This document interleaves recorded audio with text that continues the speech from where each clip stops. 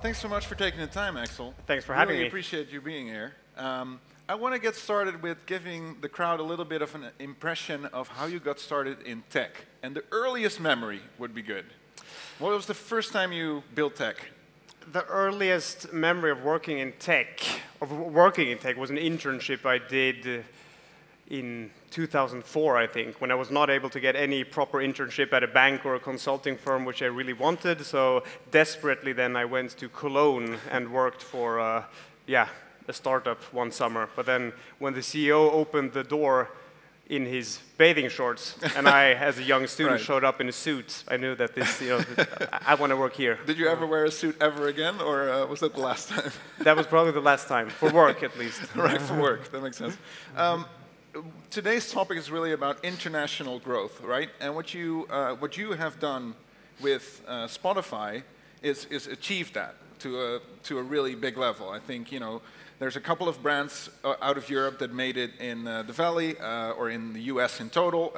Maybe the Beatles, maybe like Skype, maybe some other brands. But Spotify was able to reach into the US and really touch consumers, right? Like really engage them. Can you tell us a little bit of, let's start first with what made your team to decide to take that step, because a lot of European startups unfortunately do not do that. Yeah, I mean, Spotify was founded in Sweden, a small country with a population of Manhattan. And at Spotify, we knew pretty early on that the market we were in, the streaming market, was a winner-takes-all market. And that to win, we had to be in the US, that there would not really be such a thing as a sort of category killer in streaming in Europe. That even to win in Europe, we needed to win the US. So pretty early on, we decided to sort of go for the bet of launching in the US. We saw it as more or less do or die. After having launched a couple of countries in Europe, we realized that that's going to be very cumbersome if we continue down that road, country by country in Europe. And in the meantime, someone might copy or even do our model even better in the US, and then we'll be dead. So we decided to early on just focus on the US, nothing else, while other European streaming players that existed at the time were launching country by country in Europe. Right. It took us a lot of time time and efforts to do it, but once we were able to, that sort of dramatically changed the course of Spotify's path thereafter. Were there any metrics sort of backing that up? Because you've said this maybe a little bit, but how do you determine which countries get preference in your rollout, right? Was there a lot of measurement behind that, or was it more of a marketing concern? What was the strategy? I mean, when we looked, and also the same when I talked to our portfolio companies about international expansion. I mean, the reasons to expand are obvious: more users, more revenue, more profit. But if you also then look beyond that, there's strategic considerations in terms of when and where and at what pace to launch. And as we realize that this is a market, a winner-takes-all market with strong network effects, that not only impacted our decision to go for the US early on, but it also thereafter impacted our plan to launch in every major market of the world as fast as we possibly could, because we knew that there were competitive moats being set up, and if we launch early, we will in turn create moats, and then it will be very hard for someone to sort of copy us and come after us. And right. Yeah. So in that sense, you're saying it's more strategic than it was driven necessarily by specific metrics you would see, or? Both. I mean, on a high level, that was sort of the starting point, the strategic decision that in our business, to win, we will have to be everywhere fast. That shaped the roadmap, and that shaped how we built operations and resourced the expansion. Were there any examples that you were looking towards? Any brands that tried to make it in these verticals but didn't? And how did that differ with music? I mean, we obviously looked also at sort of older European startups that had been very successful in Europe, but that maybe decided to go for the US too late, or not go for the US, and were acquired instead of being independent. And our vision and goal and idea, even from the beginning, was that we were going to be a large, independent, European company. And with the Spotify being listed now recently, I think that has been a success. I think you won, yeah. So we also look at Spotify, and I think it's a brand that has sort of gained that consumer trust.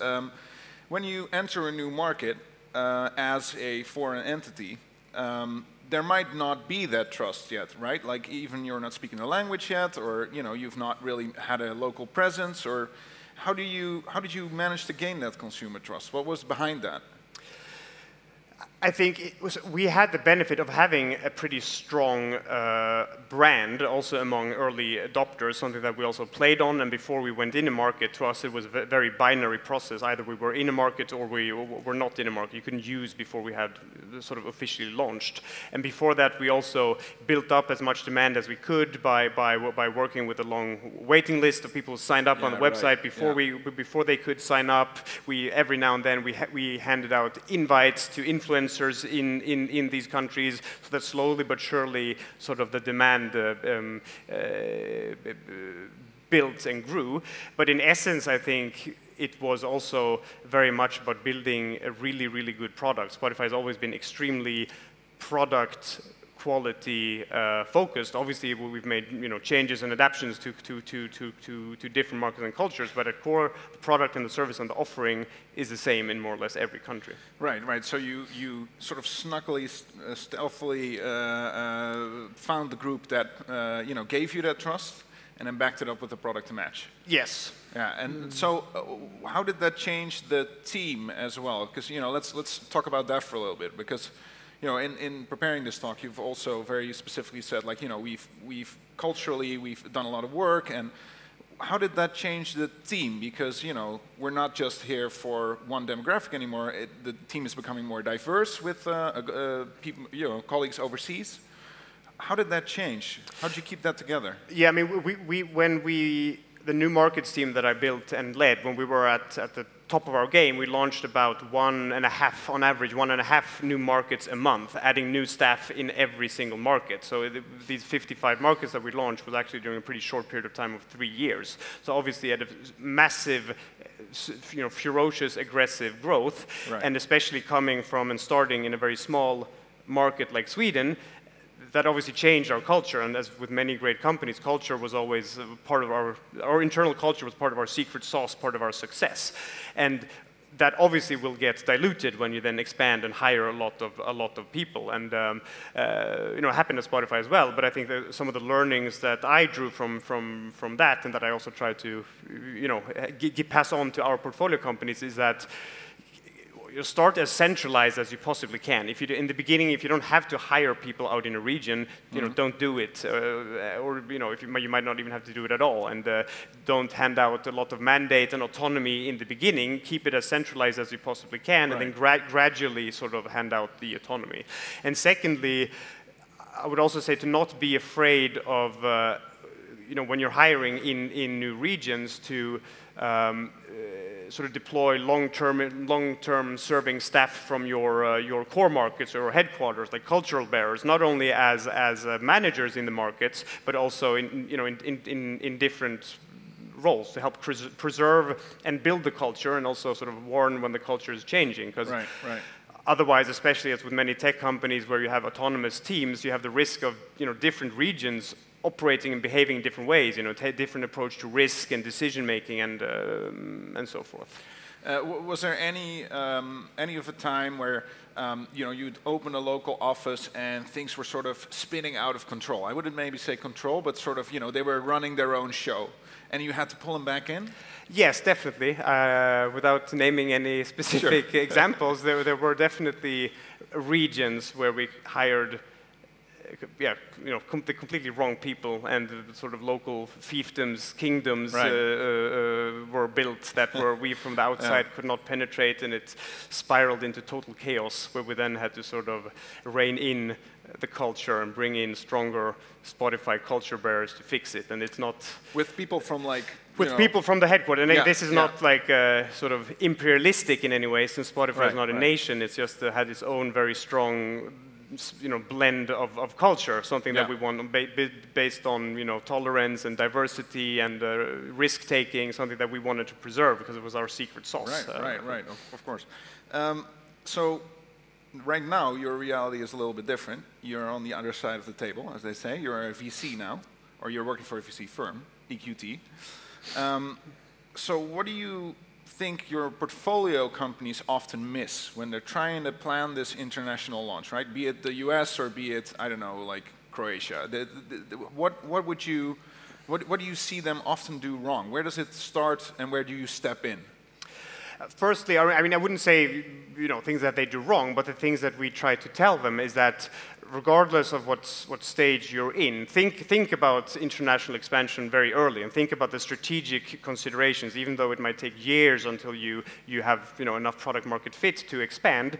Think about these market dynamics that will impact it. Do you as a business have to be in the US or not? Are there strong network effects in your business that will have to impact the pace of how you launch, because that will shape of your business strategy in terms of how and when you have to expand. Just apart from the basic country by country to grow, and then secondly also to plan for then sort of the launch operations, because when you start launching countries, regardless of what pace and scale, it adds a lot of complexity because it touches upon every single part of your organization, and every new country adds even more complexity, and it risks like slowing you down dramatically. And as Spotify, when we started launching countries, we sort of were dependent on every part of the organization, and it slowed us everyone down just to launch one country. So to build a team and the processes and organization that can support your launch roadmap. At Spotify, was at such a pace that we had to build more or less a semi-autonomous team that could launch countries independently. It will depend on the depth of your expansion, the pace and scale, but to think about that. And not only about the sort of launch operations, but also in terms of how you want to operate the markets that you are in, because it's going to be very different, running, a company of, five markets, 300 people. It will be completely different when you're in different continents, different time zones, and when you're in, hundreds of markets. And during my short tenure at Spotify, we changed operating model for markets, 3 times, and now they're working on a fourth one. I think it's evident that it will change over time. You just have to be aware of that and plan ahead, rather than just sort of lazily launching and putting in, people function by function. Yeah, I mean, what you're describing is essentially that you don't just copy the company, but you change the company from within completely to support that international growth, right? Am I explaining that correctly? Exactly. Yeah. I mean, when it comes to, are you referring to launching or operating markets, or both? Right. Well, yeah. I think the launching part, where you're really looking into the product, and one of the things you mentioned was like the network effects that were necessary for that. That changes the product area, but then operationally, obviously, you have to support that product in different verticals. So, those are the 2 sort of sides that you're describing, right? Yeah, and it adds a new dimension to the organization, the geographic dimension that you then have to manage, and you have to decide: are we going to be a centralized, decentralized? Are we going to have a matrix? Hand out P&L responsibility to managing directors, or run it centralized? I don't think there's a good answer. Every org form sort of sucks in a way, but you just have to pick one, be very consistent, stick to it, rather than try to, compromise your way out of it. Is there a company in your portfolio right now who you think will have that sort of Spotify-like success, like, in the US or maybe somewhere else? Is there? We have many interesting portfolio companies that I think will have a success. We have one very interesting company in Germany called Home, very early. But, cool. That's great. That's great.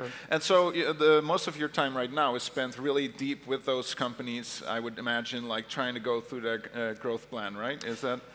Yeah, 50% spent on deal work in Germany, where I'm based, and in Europe, and 50% working with our portfolio companies, not only on international expansion per se, but also on scaling to set up the organization for massive growth. What is your vision on? Well, obviously you're maybe biased on this, but what is your position on having VC and international growth? Because you could say, do I even need a VC to go abroad?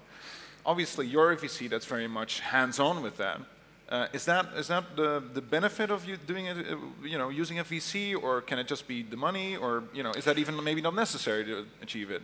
I mean, when we did it, or when me and my team did it at Spotify, we didn't really have a blueprint, so we had to invent everything and try everything ourselves, making a lot of mistakes. Obviously, I think it's good to make your own mistakes, but it would have been great to have sort of the support network that we're trying to give our portfolio companies. Right. Not only in terms of just network, because we also have people on the ground in the US and all over Europe, but also in terms of coaching and mentoring, helping them set up the plan, hiring people, and coaching them through the execution. So that's why we try to build, not only when it comes to international expansion, but across product, talent, all the verticals that you need to grow, like a team that can support and guide our companies as much as they need. Right, right. And when you were doing that, did you get that support equally from your investor? Is that something you missed? This is why you're doing this right now? I mean, one of the reasons why I'm doing this now is because I think we were very successful at Spotify. We made a lot of mistakes. Also, that's part of being successful, and that it's interesting and it's a lot of fun to share that with younger companies in Europe. Yeah, I can imagine. So, in terms of looking at the market more broadly, right? Are you optimistic about startups in the EU right now? I think very much so. I mean, if I think the recent couple of big exits like Spotify and recently iSettle, I think are great for Europe. Not only that it creates great role models, but it also puts new sort of angel money into the system, and these these companies, and also companies in Germany like Delivery Hero and so forth, they have large amounts of staff, not only founders, but operators. Like at Spotify, when we launched, the US and became a global company, that most of the senior staff we hired came from American companies like Facebook and Google. Right. And no, the next generation can come from European companies, which I think is great. That's great. Yeah, that's amazing. Thanks so much for your time here. Thank you, Robert. If anyone is interested in getting your advice, where can they find you at the conference? What are you looking forward to right now? I'm looking forward to a beer right now, a Dutch beer. That'd be nice. So they can find you at the bar. Find me at the best bar. Great, great. Thanks so much for your time. Thank you. Thank you.